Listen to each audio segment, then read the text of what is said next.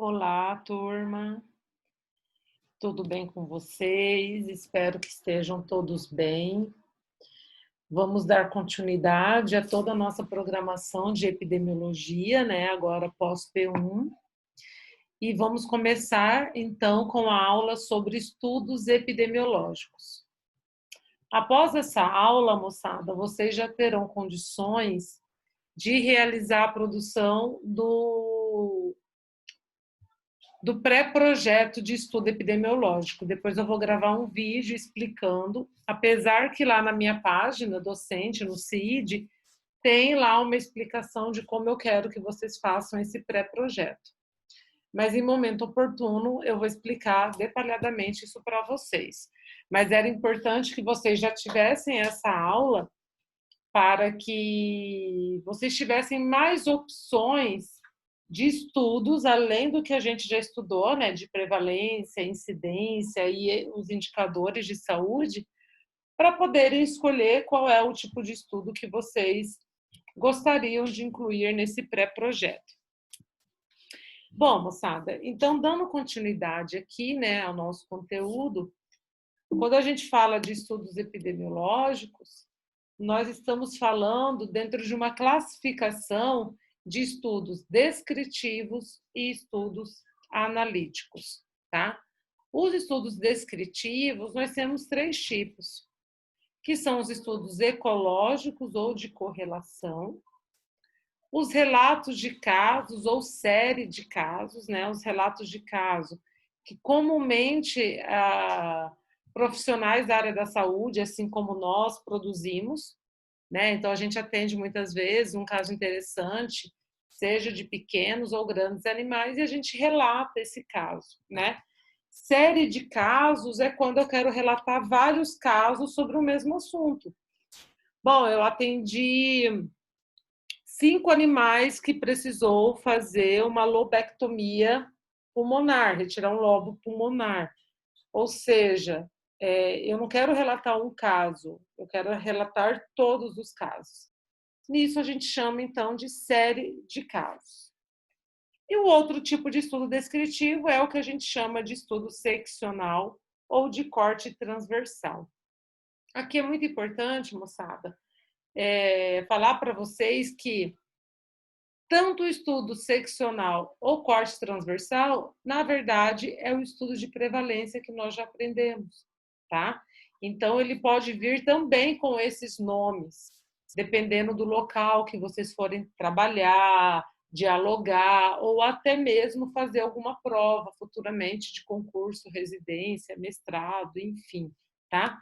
Então, quando falam de estudo seccional ou estudo transversal, e percebam que ambos eles passam a ideia de corte, né, de segmento, e é a ideia que o estudo de prevalência traz, né, porque a gente avalia aquela situação naquele momento, então por isso que é chamado de estudo seccional ou corte transversal. E o outro tipo que é o tipo analítico, que é o que nós vamos estudar hoje, principalmente, que seria o que tem de novo para vocês, que aí entra os estudos de corte e o caso controle. Aqui nós temos também a classificação quanto à sequência temporal do levantamento da exposição e do efeito, tá? Por exemplo, quando a gente faz um estudo de prevalência, a gente está coletando naquele momento tanto a exposição quanto o efeito, simultaneamente. A gente não consegue acompanhar no estudo de prevalência quando esse animal se infectou, quando ele adoeceu, quando ele teve contato com o patógeno, a gente só consegue detectar o quê? O efeito, que é a presença de anticorpo, que é a presença de sinais clínicos. E isso acontece simultaneamente, porque naquele momento, naquela coleta, eu já tenho as duas informações. Então, eu não consigo distinguir no tempo quando aconteceu a infecção e quando começou o surgimento de sinais ou de presença de anticorpos. Nos estudos longitudinais, que são os estudos que nós vamos discutir hoje, a gente consegue levantar a exposição e o efeito em tempos diferentes. Ou seja, eu acompanho uma determinada população para saber quando ela se infectou, né? Quando ela esteve exposta e quando ela se infectou. Para esse tipo de estudo, a gente chama também de corte, caso controle, que elas são diferentes, eu vou explicar para vocês, e que pode fazer tanto de forma retrospectiva, ou seja, olhar de hoje para o passado, ou de forma prospectiva, que é olhar de hoje para frente, para o futuro. Outro tipo de classificação é relacionado à interferência do observador, do pesquisador, do epidemiologista.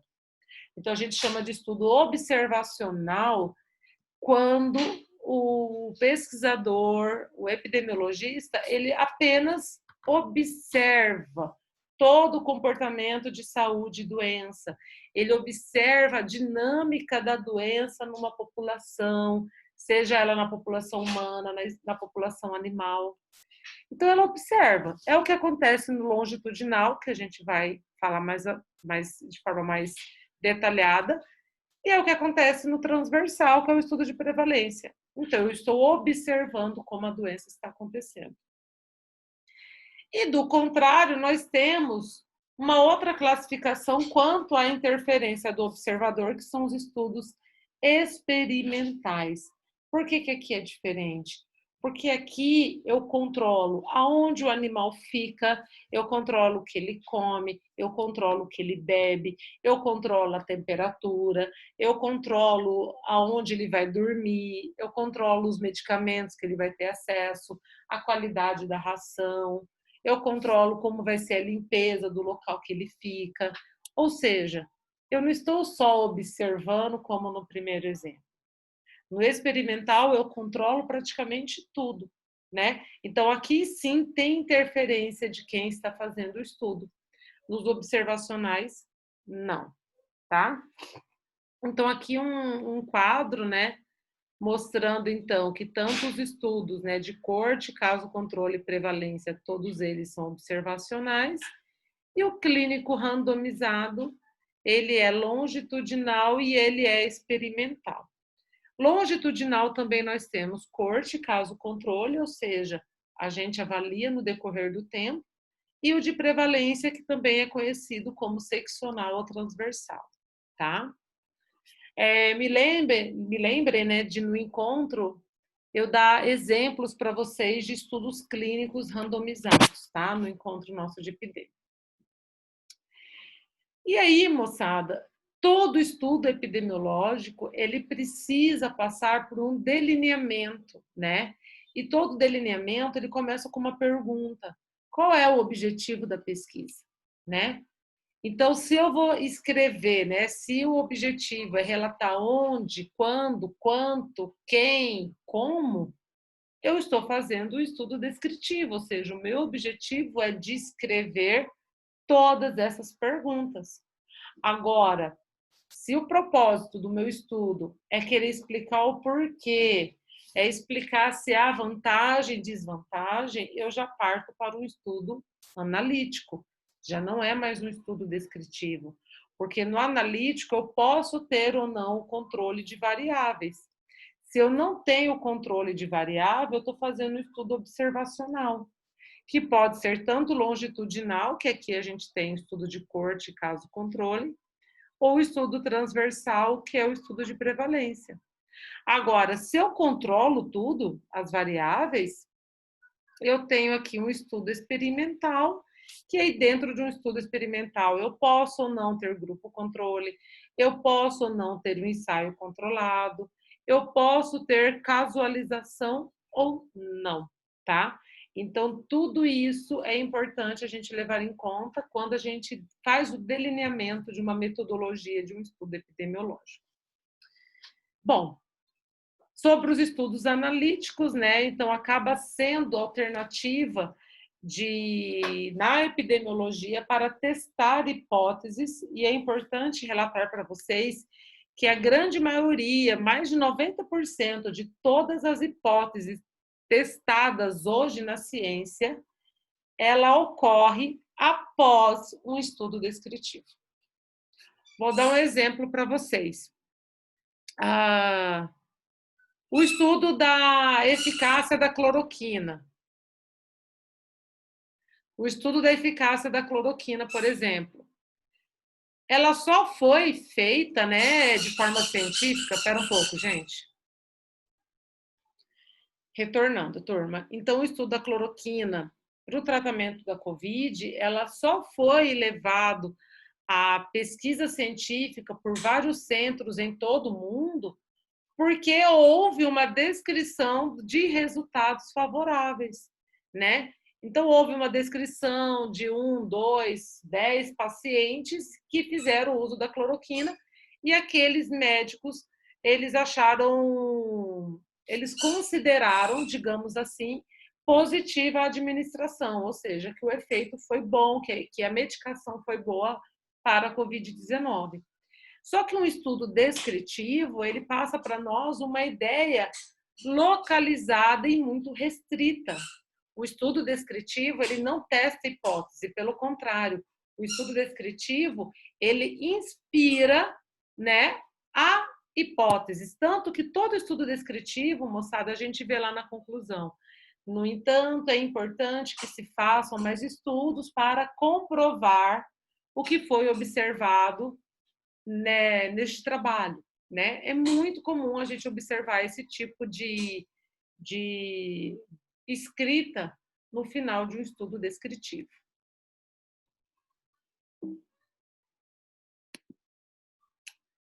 Bom, aqui algumas sinonímias, né, que é o estudo observacional, o pesquisador não intervém, apenas analisa e fundamenta o método. E, como eu disse, são sempre antecedidos por estudos descritivos, que, como eu falei para vocês, não tem objetivo nenhum de testar a hipótese, tá? E aí, moçada, antes da gente entrar no entendimento desses dois tipos de estudos, é importante a gente relembrar quais são os objetivos, né? Então, neste caso, para todos os estudos que a gente vai falar hoje, tanto de corte quanto de caso-controle, é importante a gente quantificar as associações de efeito e exposição. Ou seja, a gente precisa avaliar se tem associação ou não. Será que pessoas expostas a uma determinada ração de animais têm risco de ter doença respiratória? Então, a gente precisa associar o quão isso é verdadeiro e o quanto isso realmente representa um risco, tá? Um outro objetivo, verificar se o risco de desenvolver um evento adverso à saúde, se ele é maior entre as pessoas expostas do que entre as pessoas que não estão expostas a um determinado fator que se quer confirmar como agravante naquela doença. Então, por exemplo, essa mesma... Agora eu esqueci, gente, qual é o exemplo que eu dei? Eu sei que foi ração, pessoas expostas à ração de animais ter o quê? Pneumonia? É isso que eu falei? Não lembro. Vamos lá, digamos que seja pneumonia. Então, eu também preciso estudar se esse mesmo tipo de pneumonia está presente em pessoas que não estão expostas a essa determinada ração, né? A gente sabe que ração, muitas vezes, tem a presença de fungos, esses fungos podem formar esporos, enfim, a pessoa inala e pode adoecer. Estou dando um exemplo hipotético. Então, é importante avaliar tanto pessoas que estiveram, como posso dizer para vocês, contato com a ração e pessoas que não tiveram. É importante ver pessoas que tiveram a pneumonia por contato e pessoas que tiveram a pneumonia sem contato. E o outro objetivo é estabelecer inferências a respeito de associações entre duas ou mais variáveis, especialmente no que tange às associações de exposição e efeito, ou seja, associações causais. Quando eu avalio a associação de exposição e associação de efeito, só vamos relembrar que efeito aqui está relacionado, por exemplo, à infecção, à doença, à fratura, ao câncer, tá? Só para vocês terem uma ideia. a gente fala que a gente está fazendo uma associação causal, ou seja, estamos estabelecendo causa para esse efeito que é a doença, que é a lesão propriamente dita. Tá?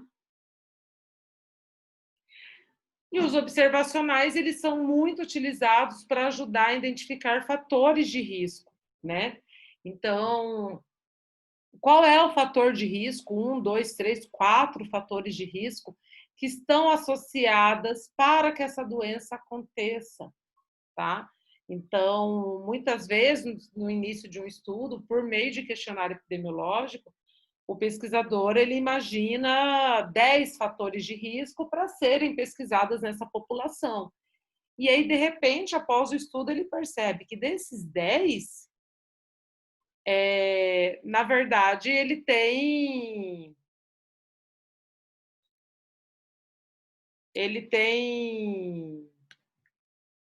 Ai, gente, eu não sei o que eu fiz aqui com a tela.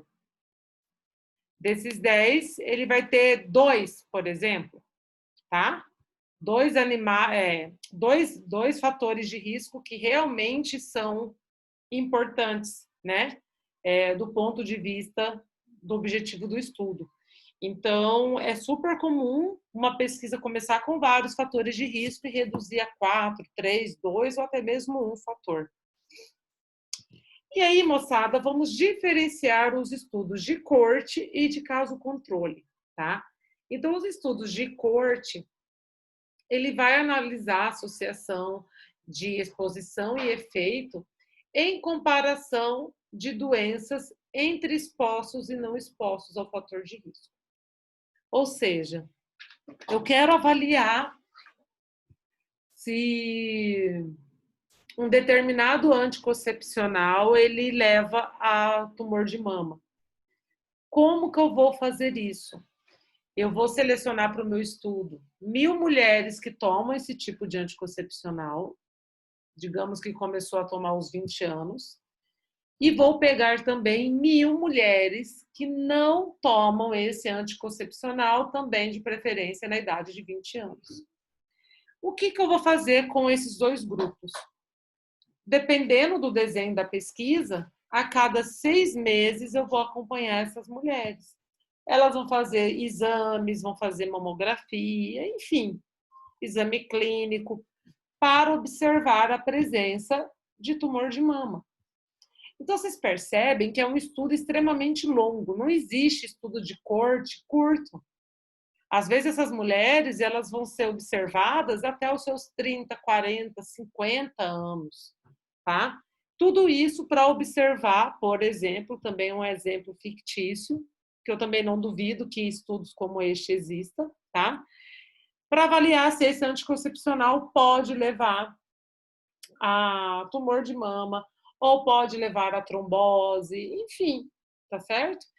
Então, moçada, os estudos de corte, eu preciso ter pessoas expostas a algo que eu acredito levar um dano de saúde, como também comparar as mulheres que não estão expostas a essa substância que pode levar a um problema. Imaginem que no final desse estudo, de 1.000 mulheres, eu perceba que 100 daquelas que tomaram o anticoncepcional tiveram câncer de mama. No entanto, eu também percebi que 100 daquelas que não tomaram também tiveram câncer de mama. Eu posso, portanto, dizer que esse anticoncepcional causa câncer de mama? Não. Tudo bem que eu dei o exemplo 100 para 100, certo? Mas poderia ser 90, 80, 70. Quando a gente joga no programa estatístico, ele vai dizer para a gente se tem diferença estatística ou não. Vocês viram isso com o professor Erebia, tá? Então, eu preciso fazer essa comparação. É o exemplo, moçada, do que foi feito em relação à cloriquina em diferentes centros de pesquisa, né?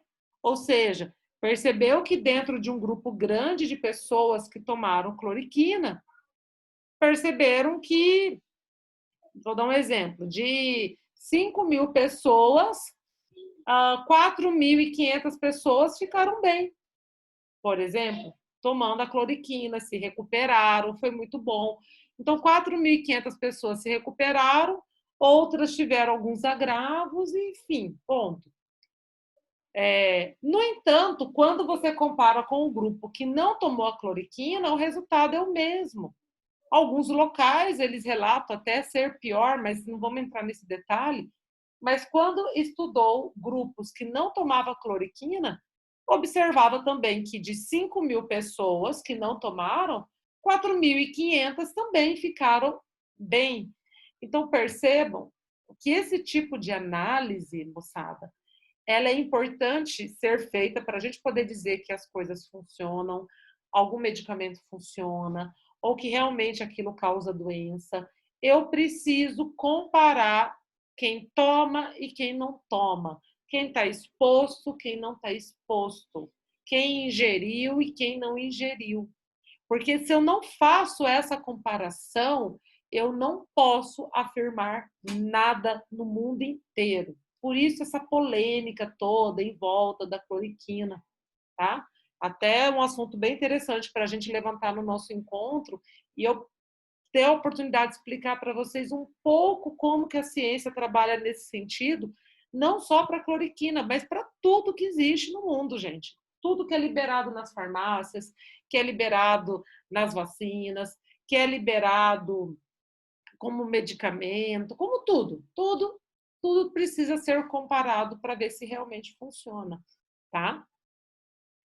Ah, professora, mas muita gente relata, médicos, eu estou fazendo e está dando certo. Isso é um estudo descritivo. Perceberam a diferença?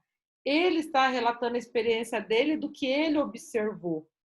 Quando a gente parte para pesquisa e para teste de hipótese, eu não posso olhar apenas os que eu estou dando a cloriquina, eu tenho que olhar os que eu não estou dando. E aí jogar isso dentro de um programa estatístico e me certificar que realmente eu estou observando uma eficácia, tá? Já no caso controle é diferente, tá? O que eu comparo não é expostos e não expostos, como é o caso do estudo de corte. Eu comparo doentes e não doentes, tá? Então, eu parto do princípio de dividir meu grupo de estudo: animais ou pessoas doentes, animais ou pessoas não doentes. E aí eu investigo qual foi a exposição no passado, tá? Então, são dois tipos de estudos diferentes, tá? A gente vai ver, repetir mais à frente um pouco sobre esse conceito. Essa tabela de contingência, que a gente chama de tabela 2x2, ela está presente em todos os livros de epidemiologia que vocês pegarem, tá?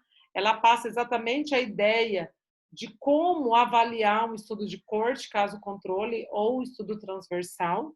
Então, se vocês olharem aqui na horizontal, nós temos os fatores de risco presente e os fatores de risco ausente, tá certo?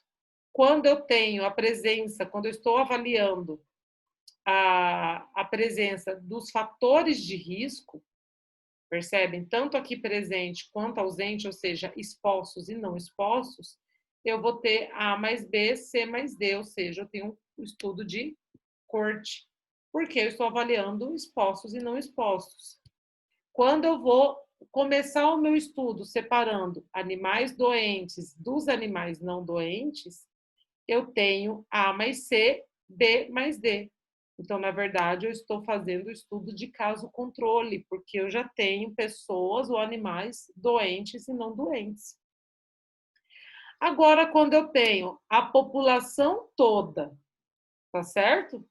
Somada, e eu tenho N, ou seja, para mim aqui não importa quem é doente, quem não é doente, quem foi exposto, quem não foi exposto, na verdade eu estou tendo um estudo transversal, que é o estudo de prevalência. Então, moçada, o estudo de corte, né, ele parte do suposto que ele parte, né, ele vem, né, do suposto que ele parte da causa para o efeito. Então, uma forma simplificada de explicar o estudo de corte. Causa para efeito, ou seja, expostos e não expostos.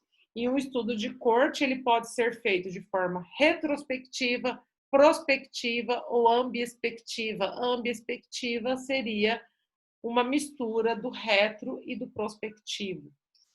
Mas como eu faço um estudo retrospectivo de corte? Moçada, dando um exemplo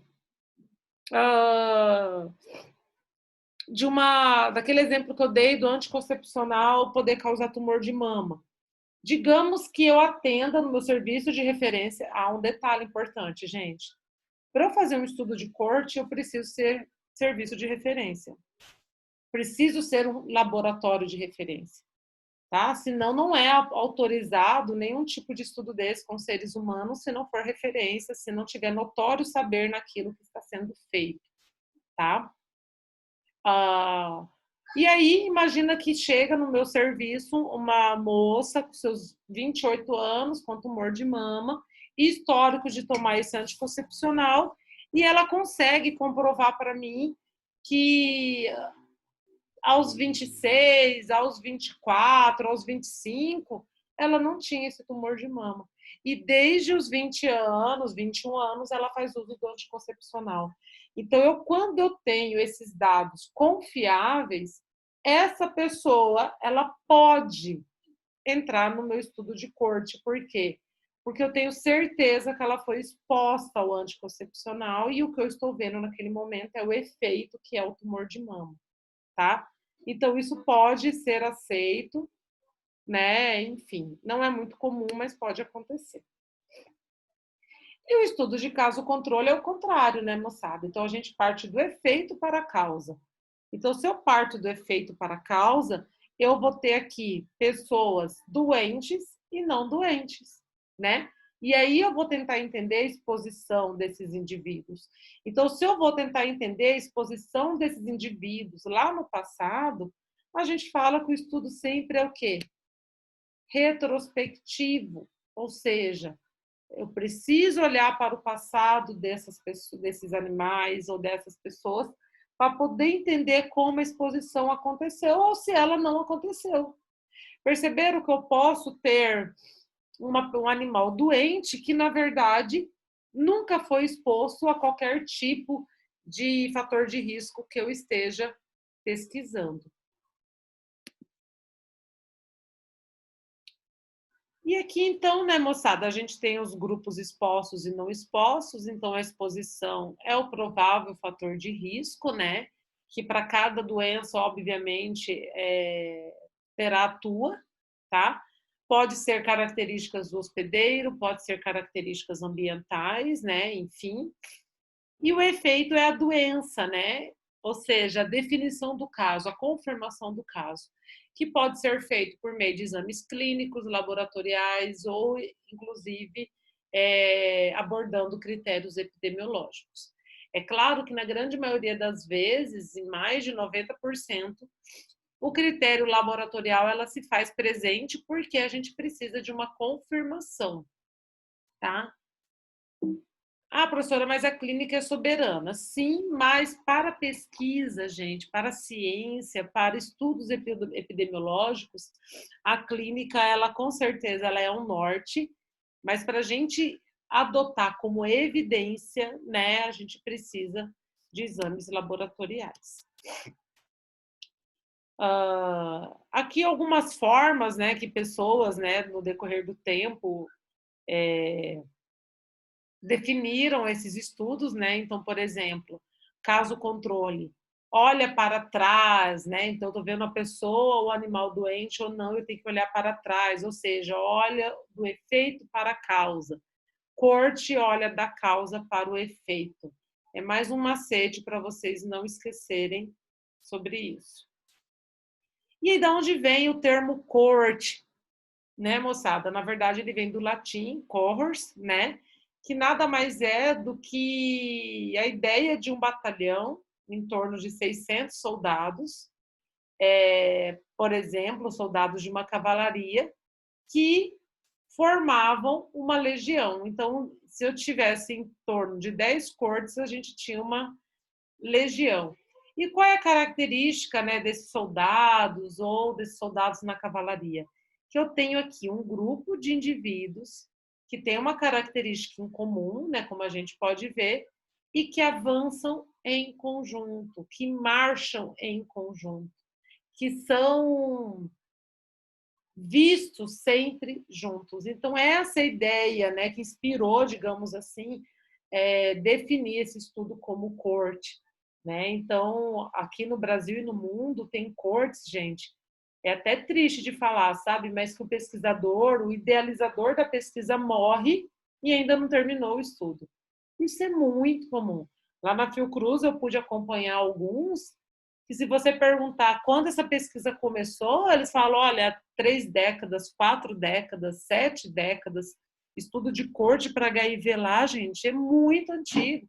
A pessoa que idealizou provavelmente nem está viva mais. Então, é muito comum estudos de corte, são estudos importantíssimos para a humanidade, tá? Então, aqui, né, só por curiosidade também, né, foi em 1935, né, que foi introduzido esse termo, né, na epidemiologia, e, na verdade, o objetivo foi comparar a experiência de doença em pessoas nascidas em diferentes períodos. Então, todos os recém-nascidos eram avaliados no decorrer do tempo para observar, por exemplo, a presença da tuberculose e associar a tuberculose à idade ou sexo. Então, foi o primeiro estudo de corte realizado no mundo.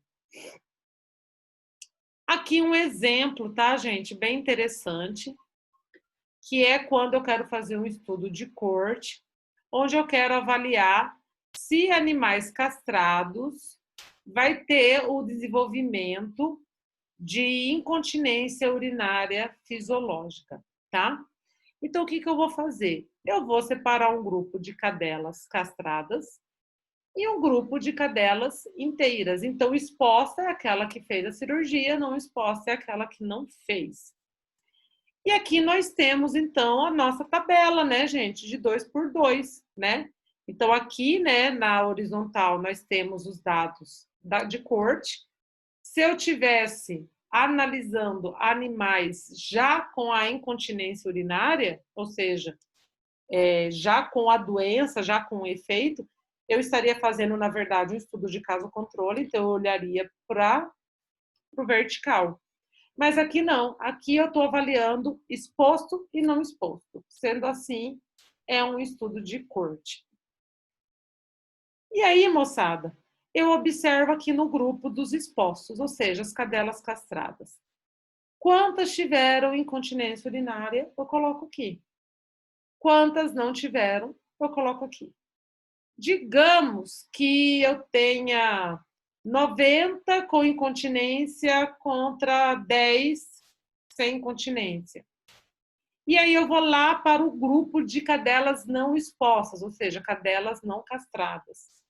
E eu vejo que 5 tiveram incontinência e 95 não. É claro que aqui eu estou usando números bem discrepantes, né, moçada? Mas fica claro observar que provavelmente a castração leva à incontinência urinária, tá? Então, aqui mais um exemplo interessante para mostrar como a gente precisa comparar expostos e não expostos. E aqui um exemplo cirúrgico.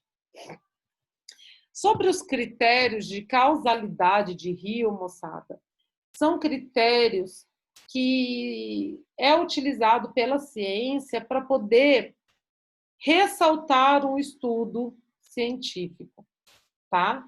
Provavelmente aquele trabalho, né, que o pessoal fez aí das complicações da cloroquina, que foi despublicado, lembram? Foi uma vergonha, inclusive. Não para a ciência, porque eu falo que a ciência, na verdade, ela só precisa se orgulhar de ter percebido o erro, né? Com certeza, em algum momento, em algum ponto dos critérios, aquele trabalho não passou. Então, vamos lá. Primeiro, em relação à relação temporal. A causa precede o efeito, então a gente precisa saber disso. Teve uma causa para aquilo que eu estou fazendo, eu consigo determinar, e isso que eu estou colocando como causa realmente antecedeu o efeito. Isso é muito importante. Plausibilidade, tá? A associação que você está fazendo é consistente com outros conhecimentos, seja, moçada, com outros experimentos estudos com experimentos em animais, ou seja, por meio de entendimento farmacológico, fisiológico, anatomopatológico, ou seja, vocês têm da onde se respaldar para poder escrever isso? Ou dizer que o organismo se comporta dessa forma, ou que aquele fármaco espera-se um determinado efeito colateral, tá? Isso é plausibilidade. Consistência. Há outros resultados similares, né? Ou seja, o mesmo que está sendo visto nos Estados Unidos é o que foi visto no Japão, na Itália, na Austrália. É a mesma coisa? Isso a gente chama de consistência, tá? É o que aconteceu, inclusive, nas pesquisas com a hidroxicloroquina. Força. Qual a força da associação entre causa e efeito? Ou seja, até que ponto o efeito é causado por essa causa? Por exemplo, moçada, tem pessoas que fumam e não têm câncer de pulmão. E tem muitas pessoas que fumam que têm. Hoje a gente sabe que fumar causa câncer. Mas qual é a força dessa causa para levar ao câncer? Tá? Então, é um outro critério que é importante sempre ser avaliado, porque eu não posso jogar para uma sociedade que cigarro causa câncer se ele realmente não tiver uma força, ou seja, uma característica muito evidente de causar câncer, tá? Se não, imagina, qualquer pesquisa aí que observa um efeito colateral, a gente já leva isso como regra para todo mundo. E muitas vezes não é, a força é baixa. Outro critério é a relação dose-resposta. Então, o aumento da exposição para uma possível causa está associado a um aumento do efeito, ou seja, quanto maior a exposição, maior o efeito, né? Isso, muitas vezes, ela está relacionado à explicação por que uma pessoa fica mais doente que a outra. Ou seja, uma se expôs menos que a outra. A gente sabe que existem doenças que são assim, se comportam dessa forma.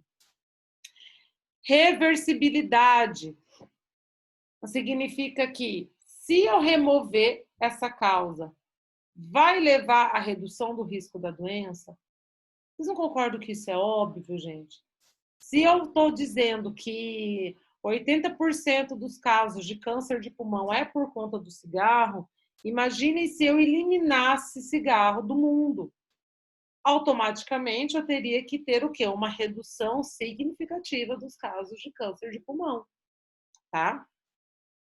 Delineamento do estudo, ou seja, a evidência está baseada em um delineamento de estudo forte, dentro de um estudo, de um desenho metodológico bom. E quando a gente fala de julgar a evidência, quer dizer como muitas linhas de evidência leva a essa conclusão. Já antecipando para vocês, pelo pouco que eu conheci o trabalho que foi despublicado, foi exatamente aqui que eles falharam. Ou seja, no momento em que eles concluíram que o tratamento com a cloroquina matava mais do que ajudava, eles não tiveram nenhuma evidência metodológica para comprovar isso. Tá? E por isso ele foi, portanto, despublicado.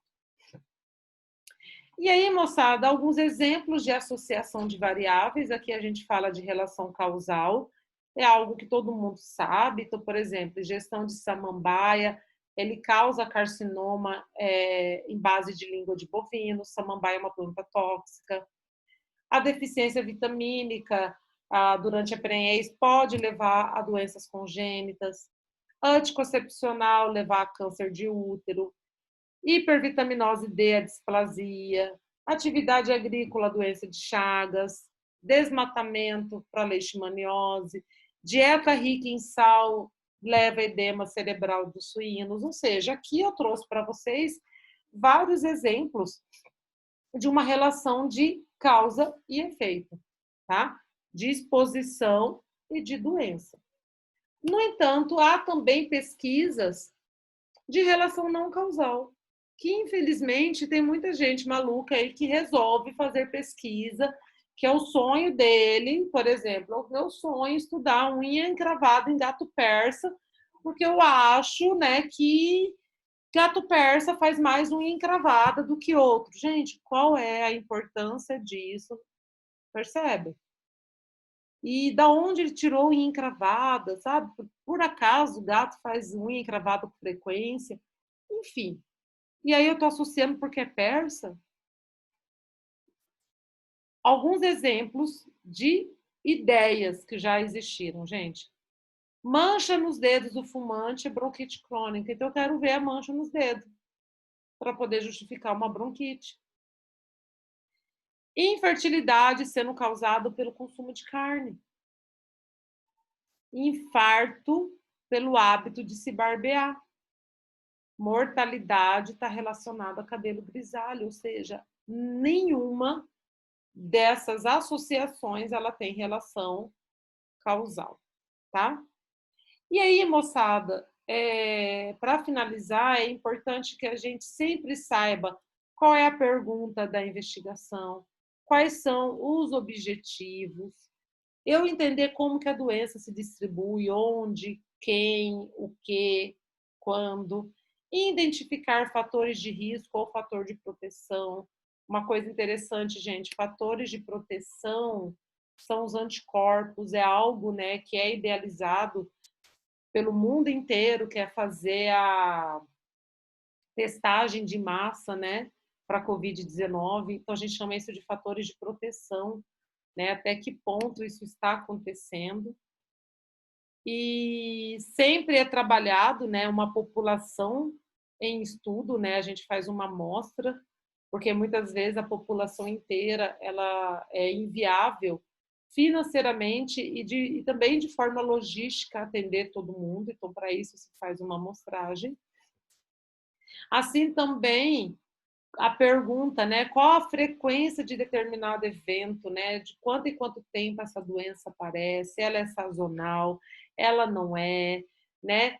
Se eu retirar um determinado fator de risco ou incluir um determinado fator de proteção, por exemplo, é a vacina, eu vou modificar a característica dessa doença, a um exemplo de epidemiologia analítica, tá? E aqui, moçada, só um resumão de tudo, tá? Aqui, na verdade, aqui é uma classificação, né, das cortes, a gente já viu isso. O prospectivo também é chamado de concorrente. O retrospectivo é não concorrente e corte mista é quando a gente usa passado e futuro junto. No entanto, moçada, os termos prospectivos e retrospectivos são mais utilizados do que concorrente e não concorrente. Qual que é a principal limitação, ou seja, a maior dificuldade de fazer um estudo de corte? Primeiro que as pessoas elas podem simplesmente deixar o estudo, né? Como vocês perceberam, essas pessoas são acompanhadas no decorrer do tempo e elas precisam frequentar, elas precisam passar por esse atendimento de acordo com a periodicidade do grupo de pesquisa. É uma vez por mês, é uma vez por ano, cada estudo vai ter o seu desenho. Mas é fato que algumas pessoas podem vir a morrer por outros motivos que não tem nada a ver com a doença do estudo. A pessoa pode se mudar, ou a pessoa pode simplesmente não querer mais participar, tá? É claro que todas as pessoas que participam de estudos como estes, eles têm algumas vantagens, alguns benefícios. Ah, a gente fornece check-up, exame periódico, enfim, né? Tem alguns benefícios. E a definição do desfecho, né, ele tem que ser sem viés em relação ao fator de risco. A gente não pode ter resultado enviesado, com chance de levar à dúvida. Tá? Então, aqui um exemplo bem interessante, que eu até citei para vocês. Então, aqui grupo de fumantes e não fumantes, a avaliação no decorrer do tempo e a comparação entre grupos. Então, aqui a gente vê 3 indivíduos que ficaram doentes e aqui um. Afinal de contas, moçada, não é todo câncer de pulmão que é devido ao cigarro. A gente vê pessoas que têm câncer de pulmão e nunca fumou na vida, tá? Então, só para dar um exemplo de como que esse estudo precisa ser desenhado, né? Então, definir grupos de indivíduos com a mesma variável, aqui no caso é o cigarro, e acompanhá-los no tempo, né? Ou seja, dessas 5 pessoas, depois de um ano, quantas ficaram doentes? Uma. Depois de 10 anos, 2, e assim por diante, tá? Como que a gente responde à pergunta da investigação, né? Bom, primeiro ele permite verificar a associação, tanto entre a exposição quanto ao desfecho, que é a doença, e seguindo uma lógica temporal. Então, a gente sabe quando começou, quando ele começou a ser monitorado, até quando ele se adoeceu, e se ele era exposto ou não. E aqui, moçada, é um quadro que resume praticamente tudo, tá?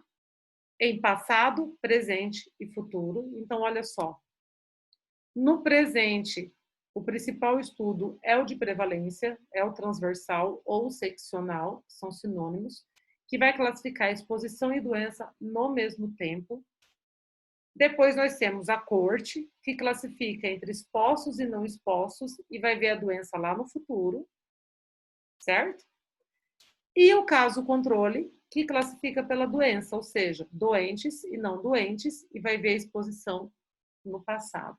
Esse quadro, moçada, ele é bem didático e ele resume absolutamente tudo que foi dito até agora. E aí, para finalizar, só para a gente discutir um pouco as vantagens e desvantagens, né, desses estudos.